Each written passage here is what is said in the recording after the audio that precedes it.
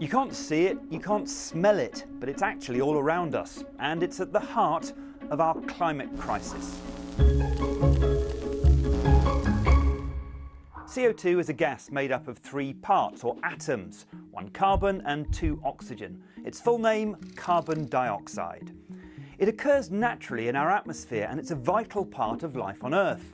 People and most animals breathe in oxygen and breathe out carbon dioxide.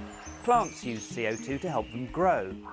But it has a much bigger role to play too. It helps regulate the temperature of our planet. That's because CO2 is one of the main greenhouse gases. It acts like the glass in a greenhouse by keeping some of the heat from the sun trapped inside the Earth's atmosphere. That's a good thing, because without it, the planet would be too cold for us to live on.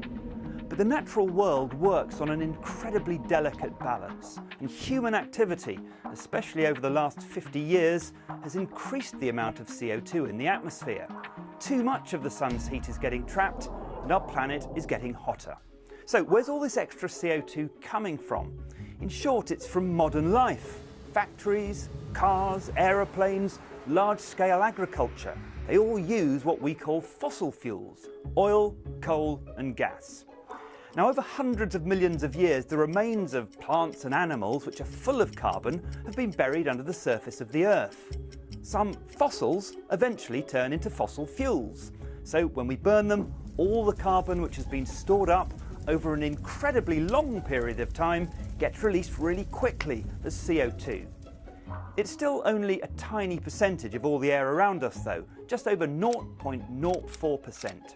Scientists measured that as the number of CO2 parts per million in the air.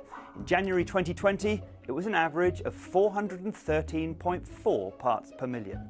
But in 1970, that number was 325, and at the start of the industrial age, it was roughly 280. The increase has been huge, and CO2 levels have been accelerating fast. They do fluctuate naturally, but they haven't been as high as this since well before modern humans like us even existed.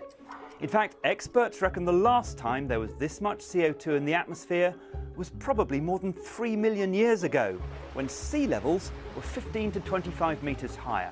So, in order to sustain life on Earth as we know it, we do need to limit the amount of CO2 that gets released.